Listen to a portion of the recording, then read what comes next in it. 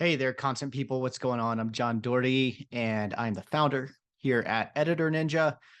Today's training is all about calculating your effective hourly rate. So this is mostly for the content agencies out there, but also in-house teams are going to benefit from this.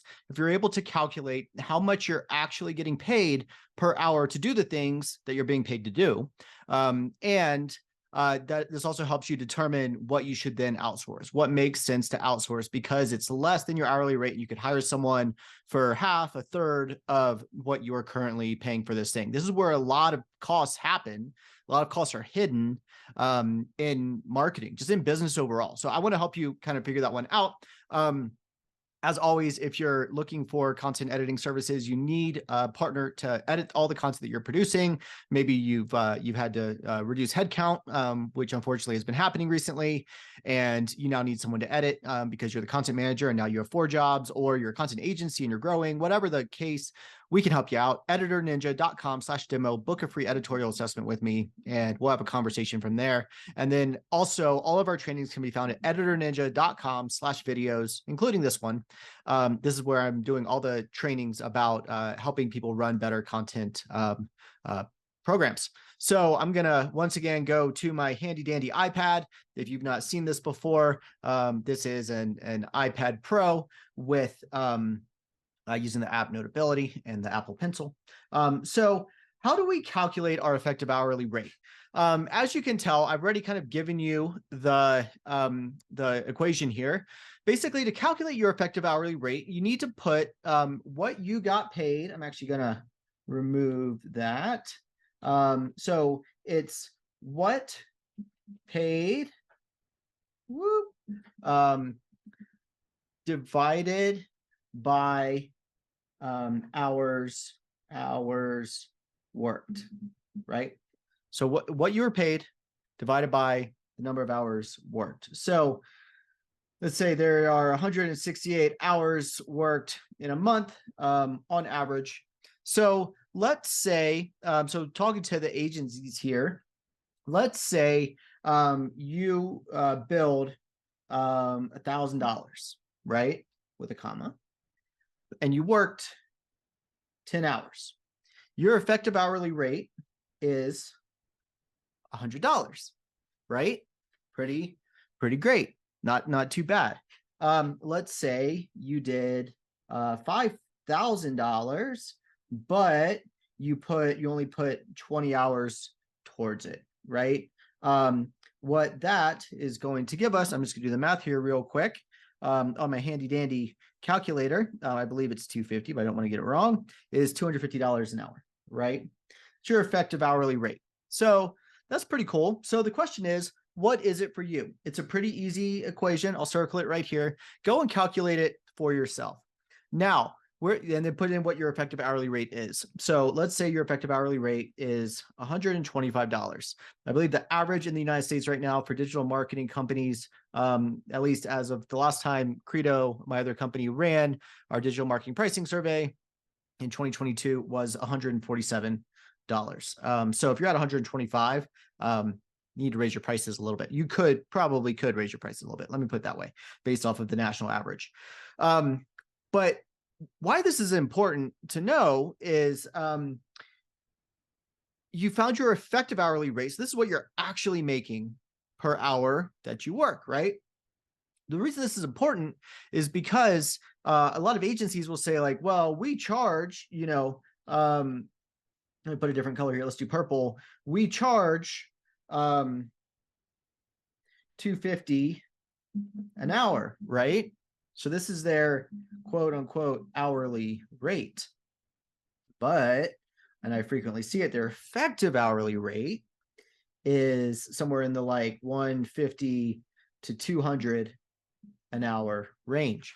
So their hourly rate may be 250, but they're actually making 150 to 200 an hour. Now, what do we do with this knowledge? I'm going to go to blue here. What do we do with this knowledge? There's a few things that we do. First of all, remember, profit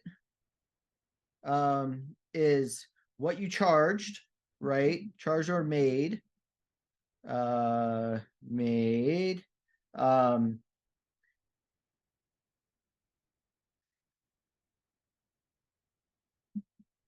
minus expenses, right? So for an agency to be profitable, you need to charge more, pay less than you charge, right?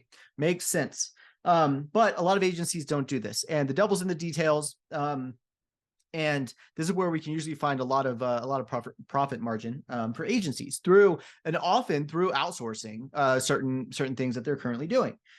So for agencies, what they need to do is there are a few things that we can do with this once we have this effectively hourly rate for either an agency or an in-house team. So as I said, this is mostly for agencies. So number one is know or learn your effective hourly rate. Number two is charge 2 to 3x what you are paying people, right? What it costs you basically to deliver it.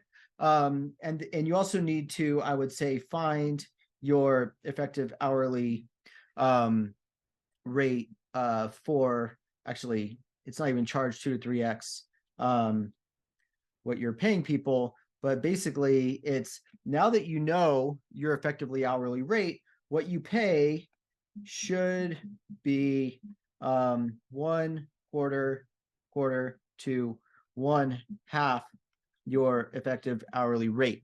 So if you're paying people $50 an hour, but you're charging $100 an hour, your margins are going to be really tight. The ideal is 3 to 4x what your pay is what you should be what you should be billing somebody out at. If you can get to 5x, you're going to be soaring. And now that we have found our effective hourly rate internally, find your effective hourly rate for contractors as well. So contractors and also employees. What this does is this lets us know where are we overpaying, right? And then number 4 is literally see where overpaying and could outsource cheaper. It doesn't make sense to have a consultant that is making, say you have a consultant making 120,000 per year at your agency, right? They're internal. So this is $10K a month plus benefits. So really, they're at like $150K a year. Not bad for them. So they're at $150K a year. So let's say this is $12K a month divided by they work 160 hours, comes out to so 12,000 divided by 160 is $75 an hour is basically what you are paying them, right, in salary plus benefits. So they need to be billed out at like 200 an hour. If you're billing them out at 200 an hour, they should not be doing $35 to $50 an hour editing work, for example. So the final step is, what are your people doing? What tasks can you outsource cheaper, right? We're not underpaying, but you shouldn't be paying more than you should. The goal should be to not pay more than market rate.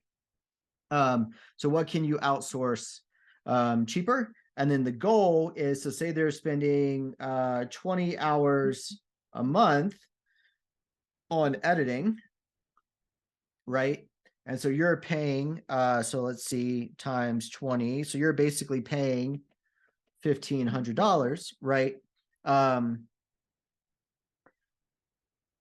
But they are, but those 20 hours, so I mean, 20 times, 20 times, say you're billing them out at 200, right? But you could be billing, they could be billing an extra $4,000 a month if you get $1,500 worth of editing a month off of their plate, right? So, and 20 hours a month, that's basically like 8 blog posts. We do that if they're just like copy editing and proofreading, we do that for $649. If you need developmental editing, it's $899. You're still saving quite a bit of money by outsourcing, right? You're saving like 50% on your costs, which is great, but you're also, but now they're billing. So really you're making an additional 2,500, right? The math just makes sense. So this is basically how we figured it out. So first, calculate your effective hourly rate. How many hours, what are you getting paid divided by how much are you working? And then break that down. So it's across the company. You can also break it down by account. You should break it down by employee as well. Figure out what the things that they are doing, that they don't love doing, that they're being overpaid for. And those are the first things that you outsource. So I hope that helps you out. I know it's a little bit all over the place here, but I think the point makes sense. So I'm John Doherty. I'm the founder here at Editor Ninja. Thanks so much for watching. I'll talk to you next time.